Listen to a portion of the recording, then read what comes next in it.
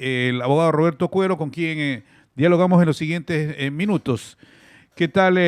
Prendemos el aparatito ahí, ya estamos. A ver, ahí sí estamos. ¿Qué tal, Roberto? ¿Cómo te va? Bienvenido. Muy buenos días. ¿Cómo estamos? ¿Cómo está William? Un gusto enorme a los tiempos, William. Ah, Un abrazo fraterno a usted, a sus radioescuchas y ahora también televidentes, ¿no? La magia de la tecnología, ahora una radio básicamente es un set de televisión. Solamente una precisión, William, yo no soy abogado, ojalá fuera. No soy abogado, soy ingeniero, pero sí, sí, en corrijo. todo caso, a las órdenes, William. Buenos Sí, días. corrijo, ingeniero. Es la costumbre a veces aquí, como estamos hablando de fiscalía, de esto y nos metimos con los abogados, etcétera, etcétera. Uno también por ahí salta y dice abogado, claro, ingeniero Roberto Cuero. Roberto, hay una honda preocupación y quiero comenzar por esto porque lo estamos ventilando. Los sicariatos, la delincuencia que juega al pepo. Y no hay una reacción todavía de las autoridades. Llamamos a las autoridades. Aquí no vemos todavía buenos resultados con el gobernador del Guayas, Vicente Tayano. Voy a la policía, Tania Varela es la jefa de policía, ministro de gobierno. Eh, Tú fuiste, Roberto, gobernador del Guayas. La delincuencia, ¿por qué se ha sumado y por qué no podemos bajar a esos índices de alta peligrosidad que tiene Guayaquil, que tiene el país? Bienvenido una vez más a la WQ, Roberto Cuero. Saludos fraternos otra vez, William. Efectivamente, has graficado un tema que definitivamente es conmoción en el país, ¿no? Los altos índices delincuenciales y la agresividad con la cual se dan estos índices delincuenciales. El sicariato en primera instancia, vemos a cada rato, no prendemos los televisores, tratamos de una u otra forma informarnos y lo que vemos es chorrear sangre de los monitores, ¿no? Yo quisiera hacer un análisis, si usted me permite, William, Encantado, en el encantado. sentido de que nosotros, más allá de las críticas que pueden haber, yo respeto como el que más cuando alguien critica también nuestra gestión, estamos para primero ir avanzando y decir pues que todo es perfectible en la vida. Pero cuando asumió el presidente Rafael Correa la presidencia y en el transcurso, en el desarrollo de su gestión, hicimos algunos ajustes, digámoslo así, a la administración del Estado. Bajo ese esquema, dividimos el Ministerio del Interior en varias partes, porque acuérdense, el ministerio antes se llamaba Ministerio de Gobierno, era Ministerio de Gobierno, Policía y Cultos y una serie de cosas más. O sea, era un ministerio inmenso, de tal manera que era complicado manejar ese ministerio, ¿no? Se encargaba de la política, se encargaba de los cultos, se encargaba de religiones, se encargaba de una serie de cosas. Con una visión de administración objetiva, lo que se hizo fue dividir un poco ese ministerio y convertirlo en un ministerio de Interior que se encargue principalmente de seguridad ciudadana. El tema que tiene que ver con los PPL, las personas privadas de la libertad, se lo encargó al Ministerio de Justicia, por eso bien. Se creó un ministerio coordinador de seguridad interna y externa para que articule Fuerzas Armadas, Policía, Secretaría de Riesgos, que también se creó. Se implementó un sistema de vigilancia electrónica que hoy por hoy es envidia de muchos países de Latinoamérica, el sistema ECU 911. Lamentablemente, William, ¿sí? Otra cosa importante también, William, debo decirle, Uh -huh. a través de las gobernaciones en cada una de las provincias se crearon los consejos de seguridad provincial. Claro. Un consejo de seguridad provincial estaba compuesto por las más altas autoridades de la provincia y hacíamos evaluaciones permanentes, semana a semana. En nuestro caso, aquí en el Guayas, yo creé el Observatorio de Seguridad Ciudadana, que era un ente técnico que hacía una evaluación permanente desde el punto de vista estadística de los crímenes. Y teníamos ese análisis, insisto, semanal, con el ánimo de retroalimentar el Consejo de Seguridad Provincial y tomar estrategias inmediatamente. No puedo decir que no hubieron crímenes, pero lo que sí puedo decir es que bajaron notablemente, bajamos a un dígito los crímenes, bajamos el tema de robo, bajamos el tema de asaltos a viviendas, etcétera. Había un ambiente diferente, déjeme decirle, William, a lo que pasa hoy. Lamentablemente, el gobierno que pasó lo que hizo fue volverle a entregar todas esas facultades al Ministerio de Gobierno y lo convirtió en un pulpo, a tal punto que vimos cómo una serie de actos bochornosos en la Asamblea, endilgados a la ex ministra de Gobierno, María Paula Romo, de entrega de hospitales a cambio de votos a los asambleístas. Entonces, ¿cómo un ministro puede encargarse de la seguridad ciudadana si está preocupado de entregar votos y entregar hospitales?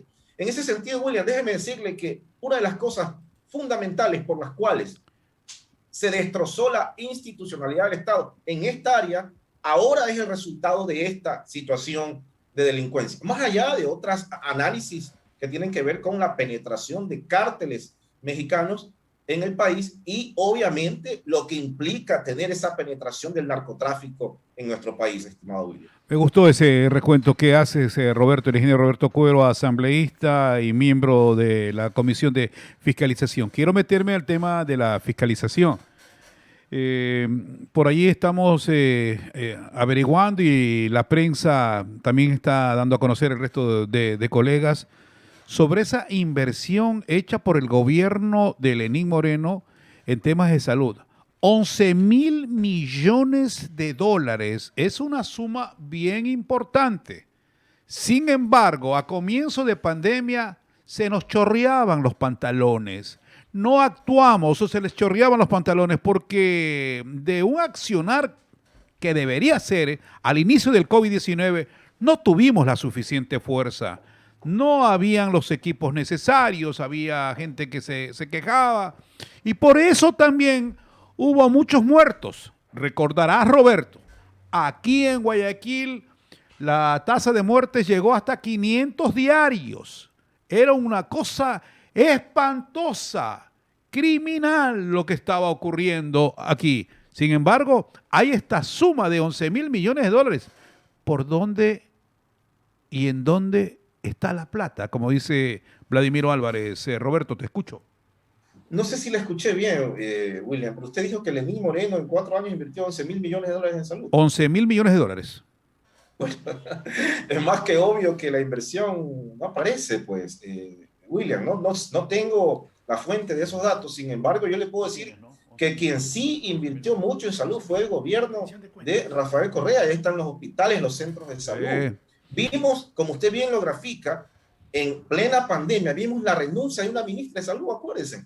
Esa ministra de salud dijo que el ex ministro Richard Martínez no le entregaba los recursos para poder enfrentar la pandemia. Y efectivamente vimos morir gente, William, un acto indolente con la patria, un acto indolente con los ciudadanos, un acto indolente con el país. El ex ministro Richard Martínez prefirió pagar anticipadamente deuda externa, mientras había ciudadanos que se estaban muriendo, los hospitales no tenían insumos. En ese sentido, estimado William, tenemos que hacer, obviamente, recordar este tipo de cosas. Y vamos a llamar a juicio político al señor Richard Martínez. Vamos a hacerlo.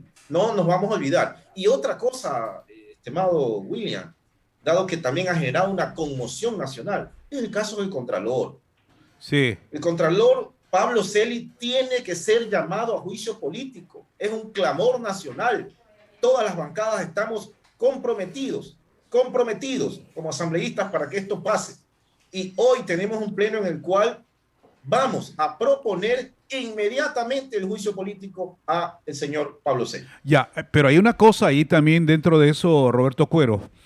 Es el hecho de que está denunciando Diana Salazar, nuestra fiscal general del Estado, de esa cadena que involucra hasta desde Secretaría de la Presidencia, pasa por Contraloría, pasa por Petroecuador, para ingentes cantidades de dinero que se habrían llevado algunos operando a ese estilo.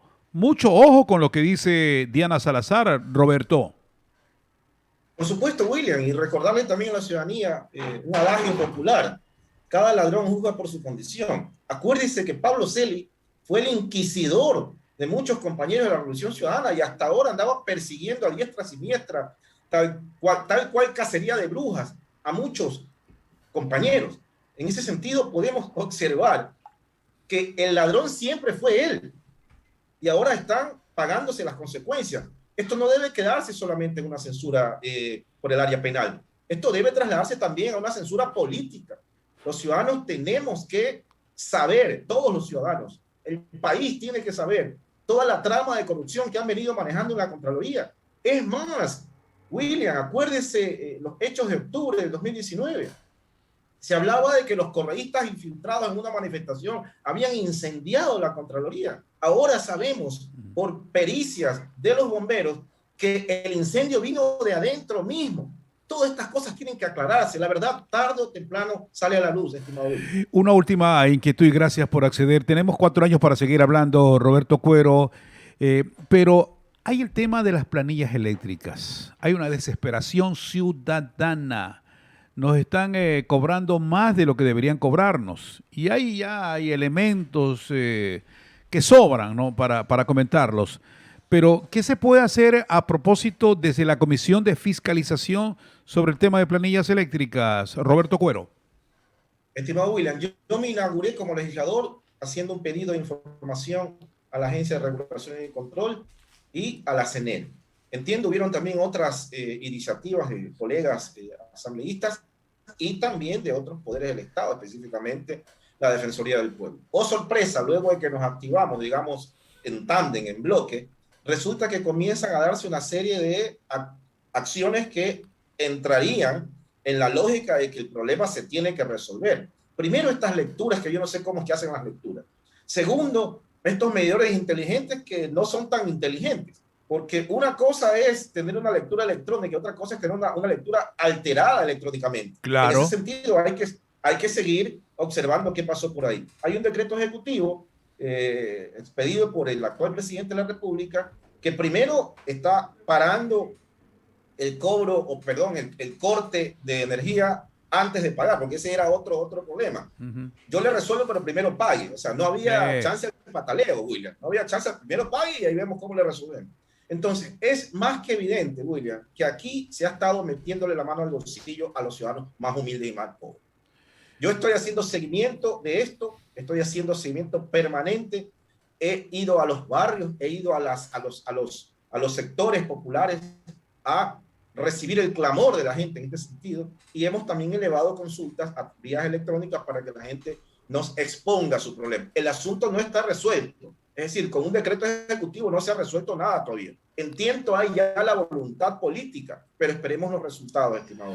Gracias, ingeniero Roberto Cuero, por acompañarnos esta mañana. Como dijimos antes, tenemos 4 años para estar hablando aquí de ese accionar del legislador y de lo que hace también la Asamblea Nacional. Te me cuidas, nos cuidamos, Roberto. Un abrazo. Abrazo para usted también.